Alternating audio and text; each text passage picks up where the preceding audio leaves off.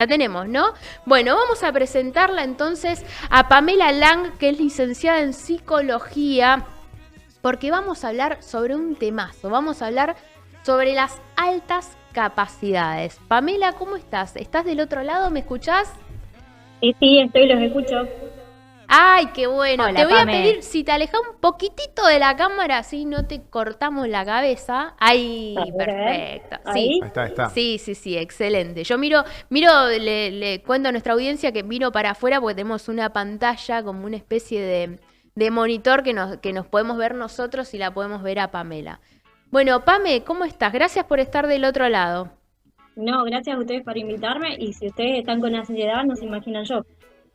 Bueno, Ay, bueno. nos calmamos todos, una respiración. Vamos a hablar en otro programa sobre la ansiedad.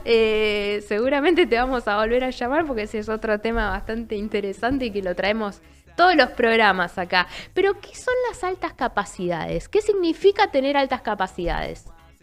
Bueno, en el último tiempo empezamos a desterrar mitos, viste que vos recién hablabas de mitos y realidades, ya no se habla de alta capacidad como el genio, antes estaba muy relacionado a lo lógico matemático, a el funcionamiento puramente cognitivo, ¿sí? Y Ujú. hoy hablamos de altas capacidades como habilidades por encima del promedio, ¿sí? Pero no solamente en lo cognitivo, ¿sí? Sino también en lo que tiene que ver con la creatividad, el liderazgo, la resolución de problemas. En lo que es niño, que es el área a la cual yo me dedico, hablamos también de precocidad, ¿sí? Habilidades adquiridas antes de tiempo, talentos simples, talentos complejos y lo que es sobredotación, que es rendir por encima de todas las áreas por encima del promedio, digamos. Ujú. ¿Tener altas capacidades es tener neurodivergencia también? Sí, está dentro de lo que es la neurodivergencia, porque procesan de una manera diferente. Bien, y eso, hablando de neurodivergencias, ¿qué es lo divergente, qué es lo diferente o que hace que uno por ahí plantee una cuestión de, bueno, hablar de neurodivergencias y de momentos en donde no? ¿Qué diferencia hay, por ejemplo, con una enfermedad?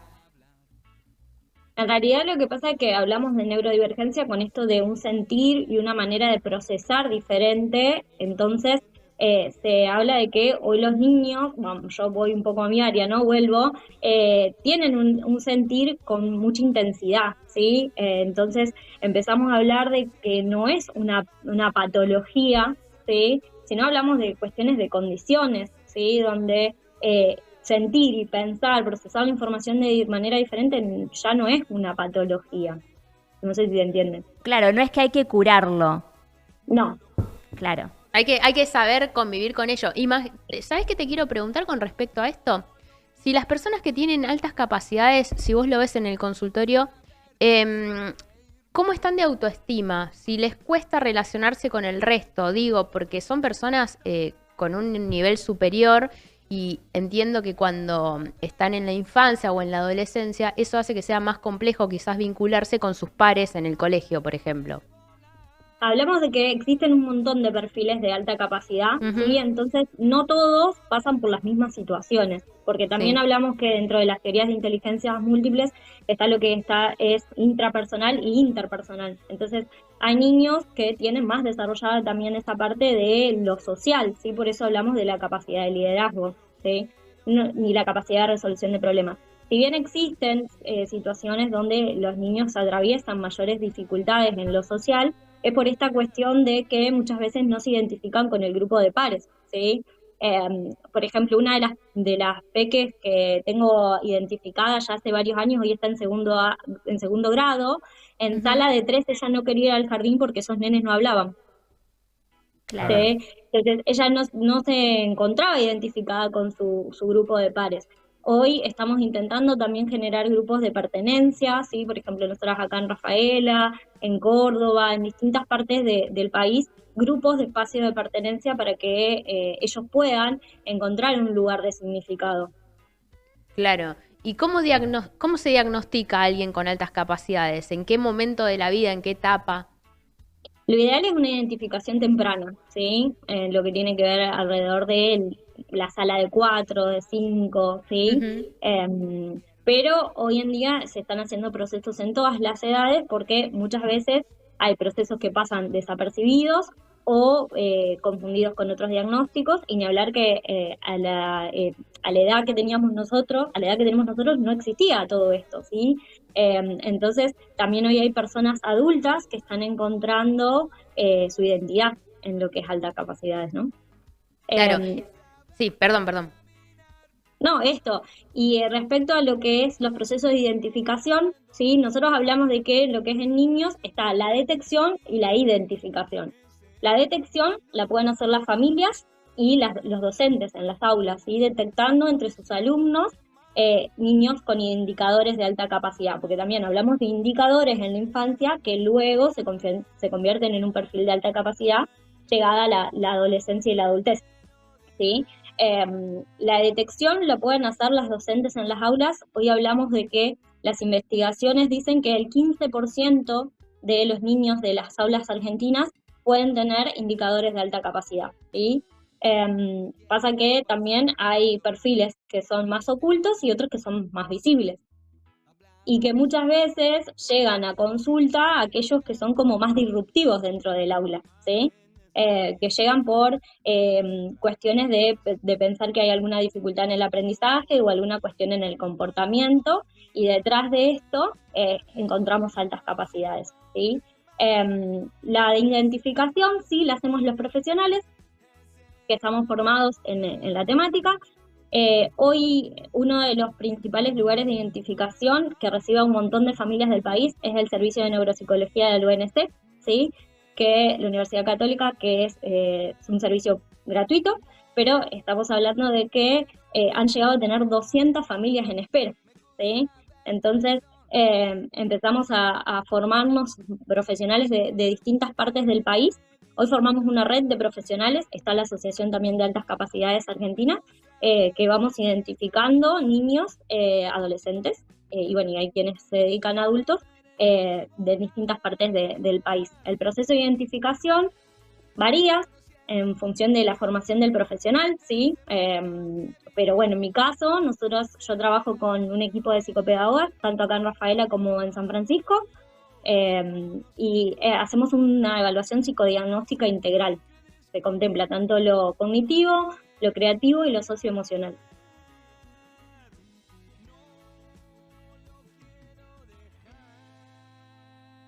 No los escucho.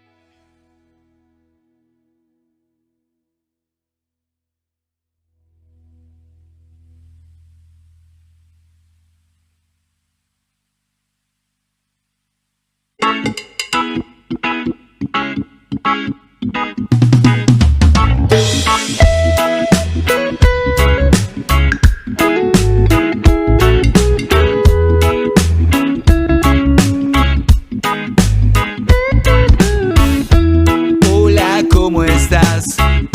Empecé a hablar. Nos conectamos como hace tiempo no pasa acá. Meditación lunar, te quiero tocar. Mi piel me pide a gritos que empieces ya. Me gusta cómo me tocas. Me gusta cómo me miras. Me gusta cómo conectas. Me gusta verte caminar. Conociéndote en Madrid, ese mundo que viví, ese era mi lugar.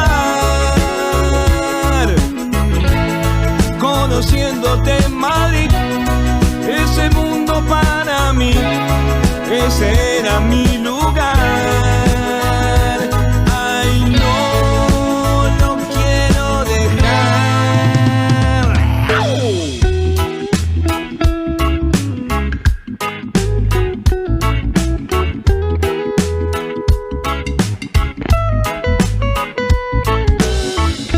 El tiempo pasa lento al verte hablar. Hablamos de momentos, de viajes, de lugar. Imágenes del tiempo que retratas. Te pienso todo el tiempo, no te puedo olvidar. Conociéndote en Madrid, ese mundo que viví, ese era mi lugar. Conociéndote en Madrid, el mundo que describí, no lo quiero. Ahí estamos. Bueno, seguimos en el gran pueblo argentino. Tenemos problemas técnicos. Sí. Entre todos los problemas que uno tiene en la vida, también tenemos problemas técnicos. Pero ya volvimos y la seguimos teniendo a Pamela del otro lado y vamos a hacerle las preguntas que nos quedaron pendientes. Sabemos que Pamela tiene una agenda súper cargada y que en breve tiene que volver a atender pacientes y se ha hecho estos minutos para hablar con nosotros. Te estaba diciendo, Pame, que te estoy viendo que estás del otro lado, que te quedaste ahí. Gracias. Sí, gracias, Pame. Gracias, Pamela. Gracias, Pamela. Por acá nos escriben en el chat de YouTube. ¿La escuela está preparada para estos casos? ¿Cómo se afrontan? La realidad es que hoy vemos que hay mucho desconocimiento sobre el tema todavía, ¿sí? Si bien en el último tiempo Ministerio ha sacado cursos relacionados a la temática, ¿sí? Todavía están en formación, ¿sí? Que creo que nosotros también como profesionales aún nos venimos empapando de a poco de esta temática, ¿sí? Hay docentes predispuestos y hay docentes que no tanto y que, bueno, es ahí donde estamos trabajando cada uno de los profesionales y las familias como para poder lograr un mayor acceso. Ujú. Pame, La y escuela- antes, perdón, nombrabas, cuando nombrabas a la escuela y nombrabas por ahí a las familias como para hacer como esta pesquisa, si se quiere, en casa, como de darnos cuenta, o en la escuela misma, ¿cuáles son esos indicadores por ahí como a tener en cuenta para hacer una derivación o por lo menos una recomendación desde la escuela como para que las familias vayan a consultar? Como contaba antes, hay una diversidad de perfiles, ¿sí? Cada niño es particular, individual, pero en general, ¿sí? Lo que podemos tener en cuenta es aprendizaje rápido, ¿sí? Hay niños que adquieren la lectoescritura antes de la escolarización, la curiosidad, las preguntas incansables, ¿sí? Este cuestionamiento constante de por qué, de querer saber más. Y es una curiosidad innata, no es algo que se puede sobreestimular, que muchas veces pasa eso, dicen son niños sobreestimulados. No, es una curiosidad innata de ellos. Memoria, sentir con intensidad. Esto de también mostrar aburrimiento en la escuela, ¿sí? Aunque pareciera raro, digamos, pero sí, muchos marcan aburrimiento. Después tiene que ver con las niñas, que por ahí las niñas pasan como más desapercibidas porque está esta cuestión más de la responsabilidad, de estarlas tranquilas, de responder al docente, ¿sí? Entonces hay como ciertas características que miramos, pero bueno, después vamos viendo perfil por perfil. Ujú. Muy bien. Pame, perdón, hablaste de las niñas. Las altas capacidades, ¿prevalece más en niñas o en niños? El tema que nos pasa con las evaluaciones es que las mayorías se dan en niños.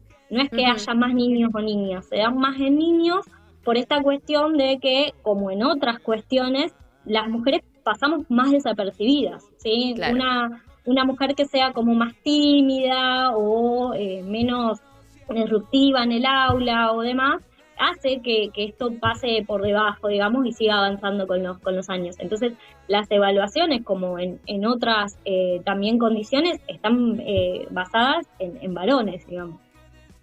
Si Claro. bien hay mucha investigación sobre el tema. Muy bien. Ujú.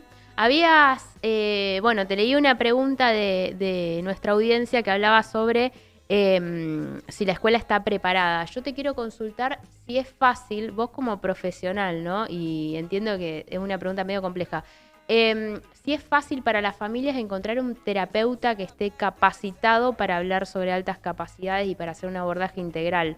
Y te lo pregunto también porque no sé en la currícula de psicología cuánta incidencia tiene este tema, si es algo que hay que después profundizar aparte o si realmente salen con una buena formación. No, en realidad no es tan fácil encontrar profesionales formados, como decíamos, esto es reciente, bueno, Vicky, sentada al lado tuyo, te lo puede decir, en la carrera de psicología no es algo que se vea en la parte de la currícula, no es algo que nosotros a lo que tengamos acceso. Yo en realidad llego a alta capacidad por ir a un congreso de discapacidad, Sí. y que la ponencia que abría ese congreso era potencialidades, ¿sí? Ver esto de las potencialidades en los niños, y la profesional que lo daba, que es la directora del servicio de la UNC, hablaba de la diferenciación diagnóstica entre TDAH, trastorno por déficit de atención con hiperactividad, SEA, condición del espectro autista, y alta capacidad, y aquellas cuestiones que pueden confundirse. Exacto. ¿Sí? Y de ahí empiezo a escuchar sobre alta capacidad. Esta profesional también tiene formación sistémica, que es mi formación de base después de la facultad, y llego a ellas y me empiezo a formar. Primero con un curso de extensión a la comunidad, que realmente la facultad sigue dando estas posibilidades, y después sí perfeccionando más en cursos de especialización y demás. No es algo que los profesionales de cualquiera de las áreas, ¿no? Psicología, psicopedagogía, fonobiología, terapia ocupacional o hasta docencia, veamos en nuestra formación inicial. Ujú. Yo tengo una pregunta, si me dejan ahí para Pamela, Claro porque que sí. me quedé con algo que dijiste. Yo soy especialista en medicina física y rehabilitación. Veo o he visto muchos chicos con discapacidad y no todo es espectro autista. Me encantó lo que dijiste. Hay un montón de cuestiones emocionales de chicos que son hipersensibles y que no tienen el espectro autista y hacen saltos estereotipados, hacen un montón de cosas que no tienen que ver con la caminata en punta de pie y todo lo que hemos visto en discapacidad. Que vos decís, este chico tiene otro proceso, tiene otras cuestiones de altas capacidades y no sé cuánto del emocional o de estos chicos hipersensibles puede ser también un indicador más y no tiene que ver con un espectro autista, como le dijiste vos. Ahí tenemos dos cuestiones. Bueno, mi primer caso acá en Rafaela, mi primer paciente, con la que tengo un vínculo bastante Afectivo. extenso ya, porque la empecé a ver en primer grado y hoy está en primer año del secundario. Ella venía con un diagnóstico de condición del espectro autista, y realmente no lo era. Y bueno, empezamos a trabajar desde el equipo y con la familia, una mamá que leyó mucho sobre el tema, como para poder resignificar este diagnóstico para ella también, porque es parte de su identidad y poder entenderse. Por un lado esto, y que a veces no todos los diagnósticos están mal, sino que también hablamos de doble excepcionalidad, ¿sí? Puede haber presente una condición, tanto, como decía antes, trastorno de déficit de atención, trastorno de ansiedad, cuestiones en el lenguaje, porque también me pasa eso. No, pero ¿cómo va a tener alta capacidad si no habla fluido y a su vez se equivoca cuando escribe y tiene errores? Cuestiones en el lenguaje, a la par de la potencialidad de lo que es alta capacidad, ¿no? Claro.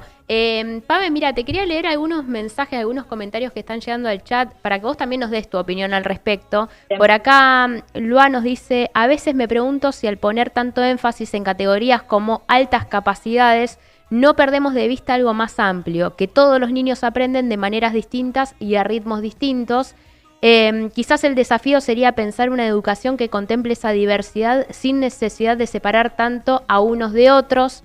Siento que en general el sistema educativo pretende una normalidad que nunca es tal y nuestros niños y niñas sufren consecuencias. Sería tan lindo. La verdad que coincido con ella, esta cuestión de que hoy el sistema educativo, que tenemos para hablar un montón sobre el tema, ya quedó obsoleto a las infancias que hoy nos encontramos. El tema de la identificación, sí, tiene que ver con no con poner una etiqueta, sino que en realidad que lo charlo mucho con los papás, porque verdaderamente hay familias que se les genera mucha duda si plantearlo en la escuela, si decírselo al niño, si contarlo en la familia, porque dicen, bueno, como que creen que vamos a ser superiores o esta cuestión, y no, tiene que ver con una cuestión de poder volver a esto que le decía yo, a que ellos generen espacio de pertenencia, espacios de significado, donde esta identificación sea parte de su identidad.